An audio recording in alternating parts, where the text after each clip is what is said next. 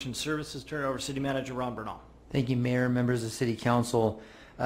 This item initially came to you back in 2018 when we were adopting our new cost allocation and fee study in relationship to the fees for Parks and Recreation. Council asked this go back through the Parks and Recreation Commission for their recommendation, and so our Parks and Recreation Director, Nancy Kaiser, will give you a report on that process and her recommendation for this item.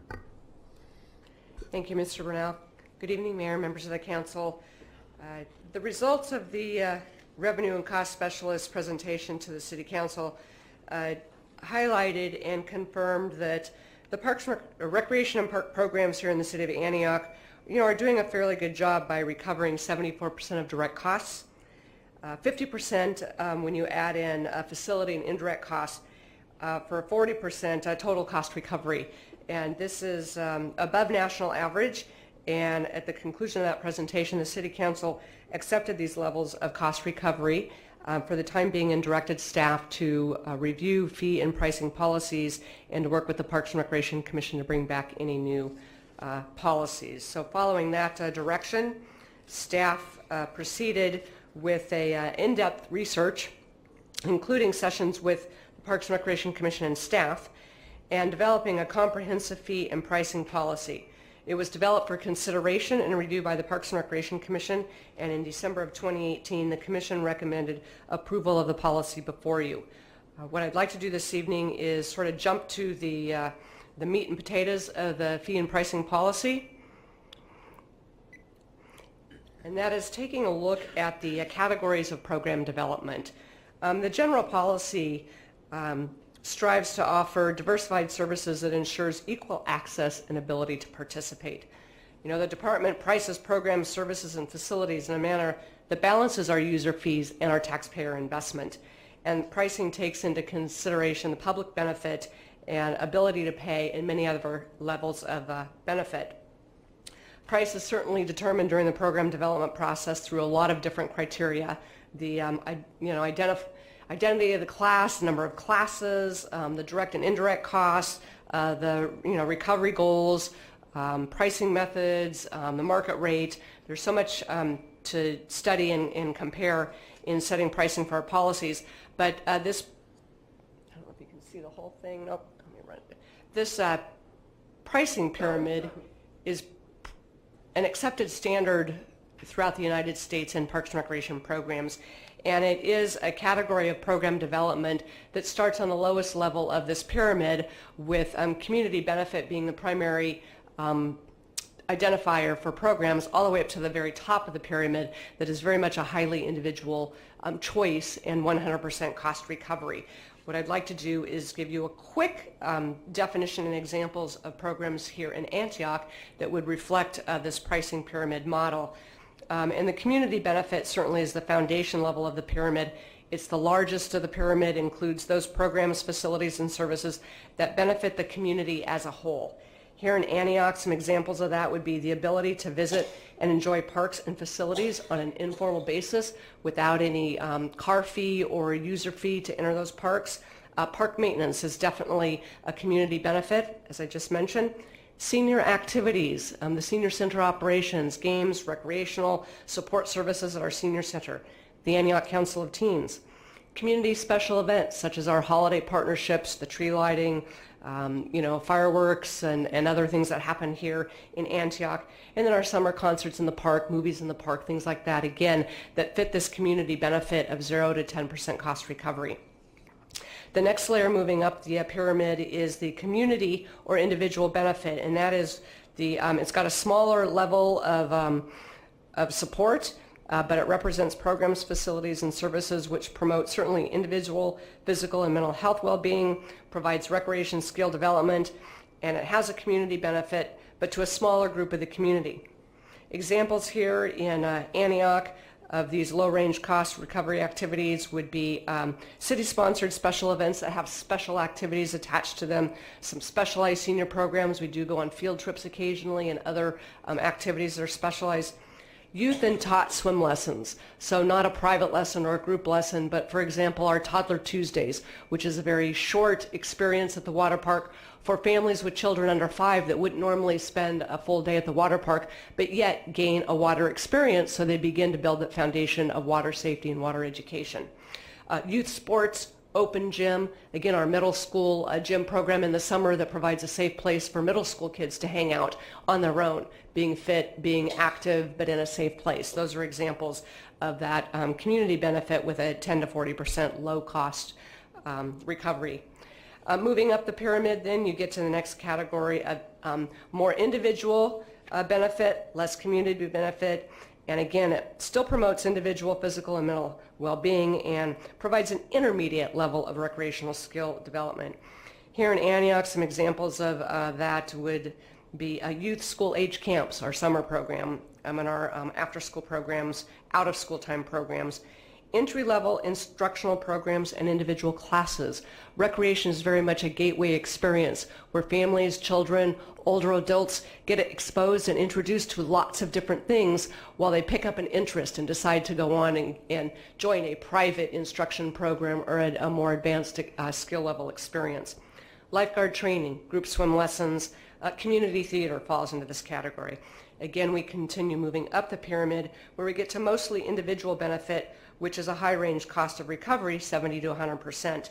And examples here in Antioch that reach that recovery level. My fingers still aren't working very well. Include the water park daily use, youth sports classes and leagues, youth special interest programs such as babysitting, dance classes, or kids cooking classes, things like that, or adult senior classes and specialty trips, and then a group or permit park use. We get to the top of the pyramid, which is highly individual benefit. Again, 100% cost recovery, less taxpayer investment. Include here in Antioch facility rental programs, our concession snack bar programs, adult sport league and classes, commercial recreation, and then private swim lessons.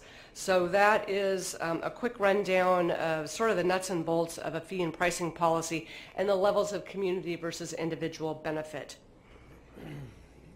We are proposing that the cost recovery levels for both direct cost recovery, field facility indirect cost recovery, and total cost recovery start at the level that's been introduced last spring and stay at that level. However, adopt a target increase of 5% over the next 5 years. So for example, our direct cost recovery currently is at 74%.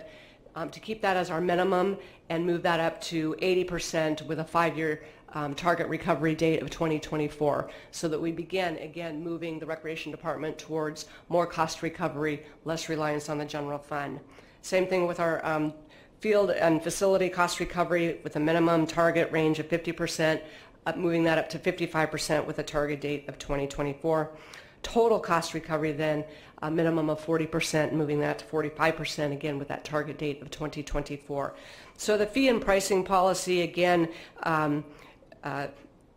fits the department's opportunity to be flexible, to work with trends out there in the community, also speaking and responding to the interests of our community, where we are polling our citizens, we're doing questionnaires with our current customers and clients, asking what they'd like to see here in Antioch. It's also looking for new instructors that would like to share their skill or their hobby. Not all of our cases are one price fits all. We're very much adaptable. We definitely look at markets and trends, and we want to address, the equal access for all and make sure that everyone's participating at the right level here in this community. With that, I'd be happy to answer any questions about this very comprehensive and robust fee and pricing policy recommendation. Questions, comments? Councilmember Thorpe. Thank you, Nancy, for getting right to the meat and potatoes of the matter. I always appreciate your enthusiasm. So when you're talking about taking into account, the market and different rates and whatnot, so there's this policy, and then you'll bring back kind of the actual fees that will be based on this policy. And so we'll have the opportunity to then look at those fees, or is it this policy, then you go and set the fees? That is correct. This policy is the guiding document for staff to create fees. Our current city policy that is addressed through our master fee calendar states that recreation program fees recover direct costs, wherever possible. And you can see we're inching towards that finish line. Say that one more time, that last part that you just said. The current policy through our master fee schedule states that recreation programs and classes should recover direct costs. That's the statement. That's the only policy document that we've been using as a guide. Right. So this policy document is certainly much more in depth, and it covers a wide range of criteria to guide staff. This city has never had individual fees for classes and programs come before the City Council or the Parks and Recreation Commission. If that is the direction of council, we would be coming to you every meeting with fees, because staff is brainstorming, they are nimble, they are quick, they are creating recreation programs and activities and opportunities on a regular basis. We have a 3-season year where we produce our recreation guide for a summer season, a fall season, a winter and early spring season, and you are always seeing new programs and classes come through that. So if the direction is to have every single individual class fee be approved by a Parks and Recreation Commission or City Council, you certainly can do that, but it certainly makes staff's opportunities a little bit more challenging to be able to respond to the community and their interests and their requests for being involved in the community. This document outlines this cost recovery pyramid model. It identifies all of the categories of program development. It addresses the types of fees that we have, when we offer scholarships, how we offer scholarships. So it's a much more comprehensive document than just listing fees. Right. Okay, well, that was the only question I had. I get concerned to just blindly leave that out there, but only because I think in some instances where we, whether it's council, staff, whatever, can be somewhat tone deaf to the realities of families trying to get kids into youth programs, getting into the water park. I mean, while they may seem like market rate costs, they can be excessive for families. People who have 7 children, people who have 5 children, people who have 2. I mean, it's a lot. It is a lot to send children to the summer to the youth programs it's a lot of money, and I know because it was the first time that I did this last year. Great programs, but I get concerned that we can be a little tone deaf to what families need, and not what families need, but the price that we're setting for families. Staff at this time does not recommend reducing the level of cost recovery. However, that is certainly the prerogative of City Council. Right, and you say cost recovery, and for some of us it may be we don't care about the benefit to the community is much greater than the cost recovery. And so there are some areas we just want to invest in, and then there are some areas where we need every nickel and dime back. And so when we get to the areas, particularly for a city that has such a high number of youth, I just can't emphasize enough the importance of making sure that families have access to our community center and have access to our programs. And you mentioned equal, I guess, access to these programs. I would argue maybe equitable in that I think in some instances, particularly understanding the median household income in our 2 zip codes, it needs to be based on income, not necessarily what the market is dictating. And that means we're then making an investment. But I'm perfectly comfortable with that. But I just don't want us to be tone deaf to what I know exists out there. And that information is extremely valuable, and staff is very interested in working with the community to making sure that we can provide that access to all of our families here.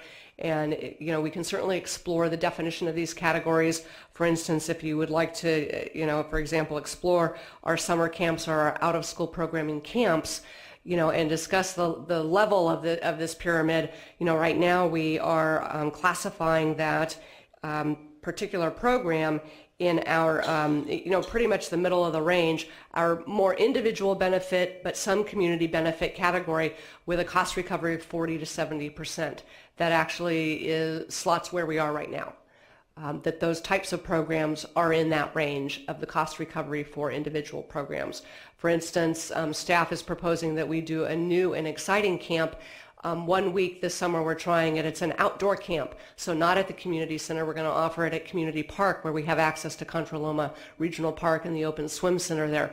That's going to cost us a little bit more to do that, so it's going to be slightly higher, but that's not 100% cost recovery. We recognize that it's defined on this pyramid as some community benefit because our children are learning, they're engaged, they're in a safe place when they're out of school, but it is also an individual choice for parents to choose. Some choose different camps, some choose to go out of the community. There's some individual choice there. So that would be how staff would go through this policy and, check the boxes of where it would fall in this pyramid and how to price it.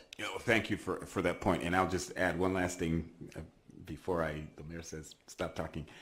And so I appreciate that. And so, but see, even in that scenario that you just gave, I think we're looking at the current market we currently have.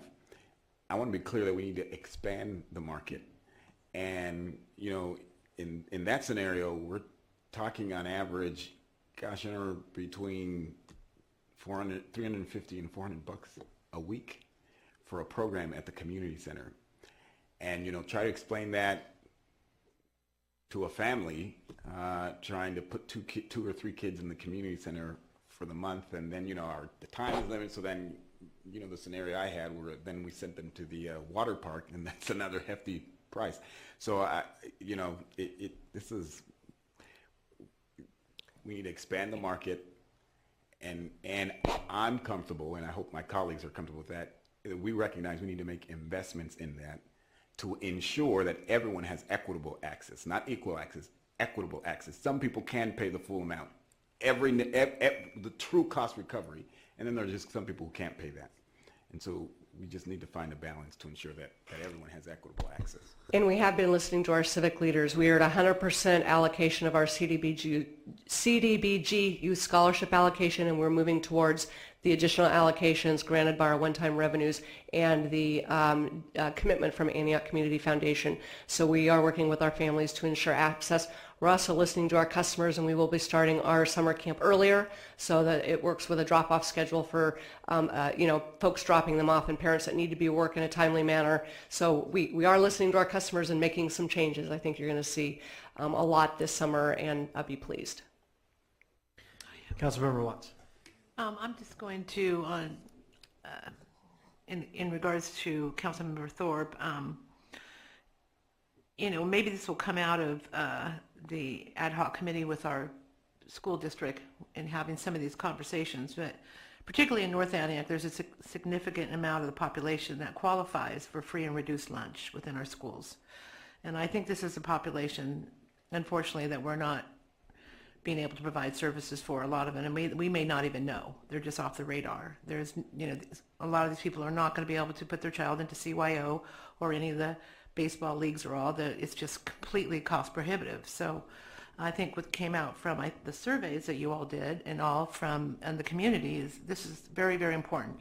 Keeping our youth engaged and involved is, I think, critical. So I think that, we need to really, really think about how we're going to not just meet the needs of the clients we already have, but how we're going to, like Councilmember Thorpe said, reach out to the rest of the community and provide these kind of engagements, whether it be league, baseball, city league, or, I think there's a lot of opportunity for us to really try to help the youth in our community that, unfortunately, through no fault of their own, can't afford to participate.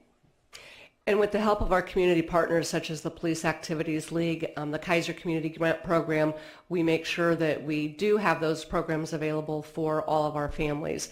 So as you know, our Junior Giant Summer Program couldn't happen without the support of our recreation staff. Certainly the Junior Giant Science Grant and the PAL program, and that is a free program.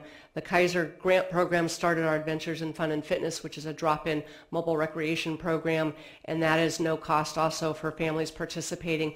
And that program is improving. We've operated it for 3 years with summer grants. We're ready to move it into the city budget so it gets slotted in this pyramid and offset, again, with continued partnerships, and certainly those paying at the top of the pyramid. That's a more individual choice and paying 100% cost recovery, but also, again, your one-time revenue grant provided us with the opportunity to purchase our mobile recreation van. It's in process. We will have it in place later this spring, and it will begin activating parks, become part of that Adventures in Fun and Fitness drop-in recreation program. So it activates parks, brings kids and families to the parks more frequently and more often. So I'd like to say we're moving yard by yard, but more inch by inch, but we are making progress thanks to your commitment, your support, and this information and dialogue up here. Thank you so much. Councilmember Wilson.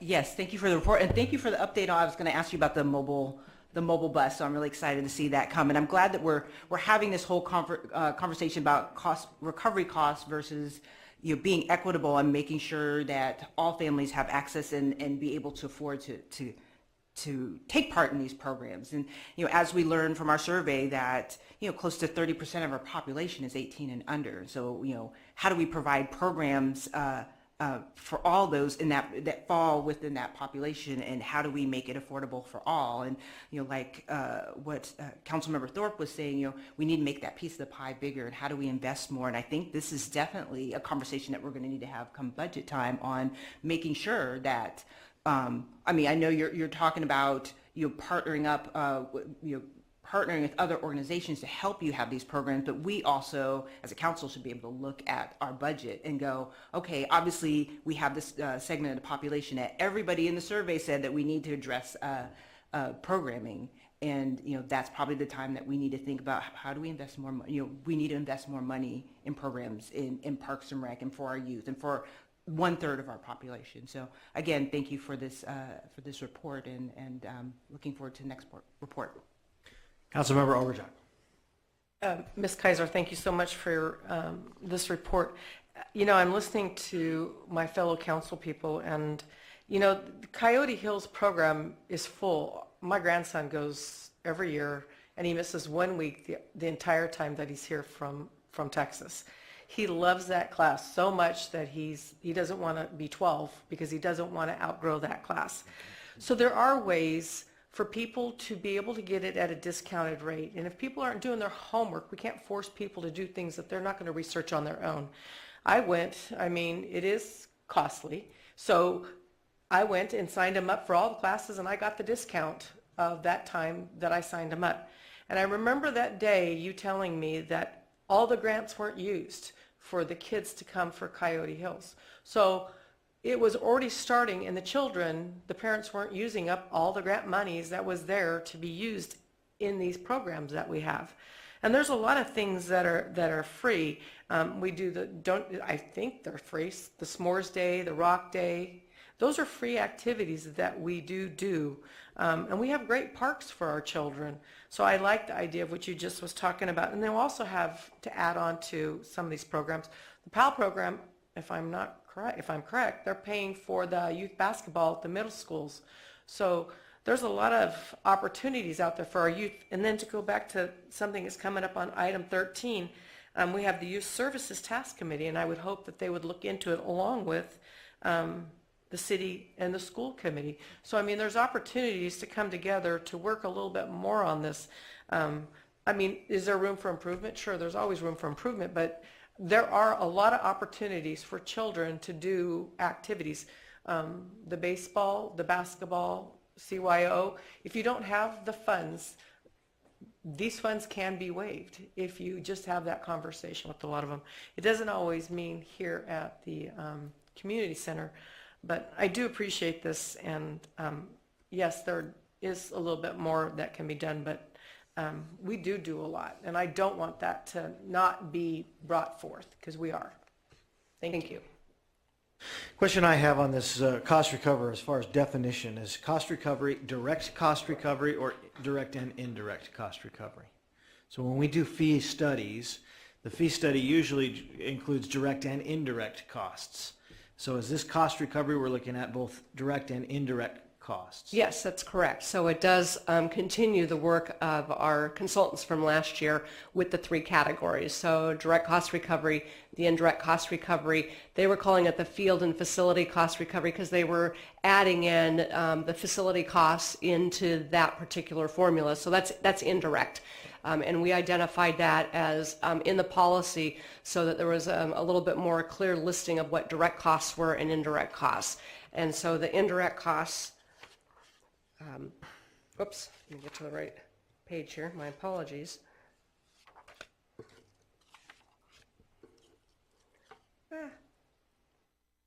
Indirect. Well, we have it listed. I'll find that page. And then the total cost recovery. So that's taking it all into consideration, which is why it systematically lowers at each level. Direct cost recovery is that high of 74%. The indirect with field and facility costs included is the 50%. Then you drop down to total cost recovery of 40%. I think it's that definition that's getting us to the point where some of our programs, we're trying to make Parks and Rec a business. It's a zero-sum game, right? We're trying to raise we spend $10 million on Parks and Rec. We want to recover all $10 million. And I think that's where it scares me that we're about to try to raise another 5%. And I say that because I think we're already trying to recover too much. I think this is a service that our community, and we're looking at it as a business. I'm a business person. There's a certain level of this that we should look at and go, you know what? We've already paid for the facilities. We'd already paid for these, and some of them, yes, we're going to try to collect enough money to be able to redo the baseball fields over time, right? That's that indirect cost. I say that, you know, I got a call from a young mom who's trying to start a business, called the community center to be able to rent the community center for an hour to be able to have like a Mary Kay class. And I think the cost for that was somewhere around $300 or $400. And then she also had to have insurance of $500. I mean, you're talking about somebody trying to start a small business in town. There's no way those costs. And when you talk about renting a small room for 1 hour, the direct cost, there's no way that is a direct cost, right? So I told her to call the chamber. Chamber for non-members, $50 an hour. You can rent it, right? But that's because they're not trying to recoup all of everything. And I think that's where we're missing the boat on some of these things, where the community center we're running it like a business instead of a community center. And I think we're missing that concept of community when we do that.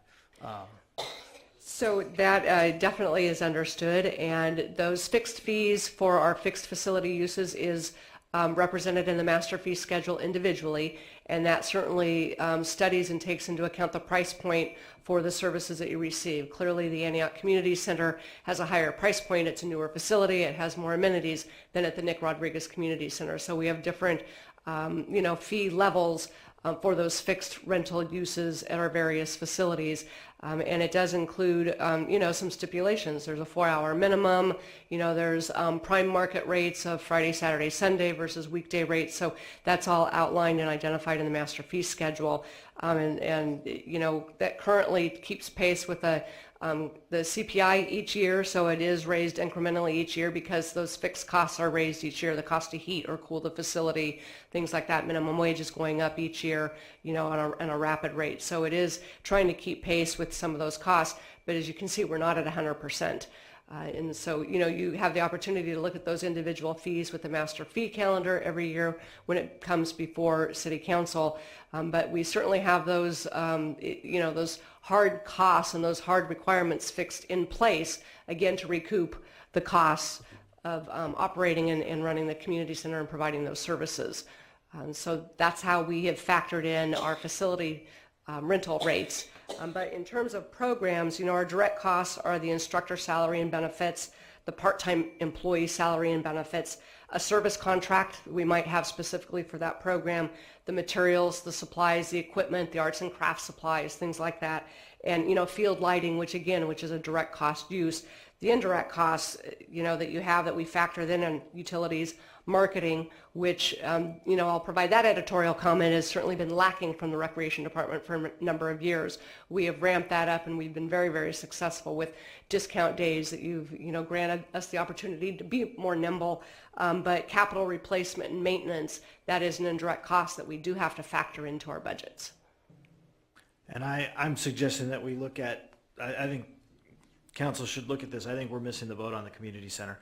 My suggestion for this tonight would be to move forward with this, but I would suggest we subtract out the increase, the potential try for a 5% increase. And I'll add an agree Thorpe. to make it 3.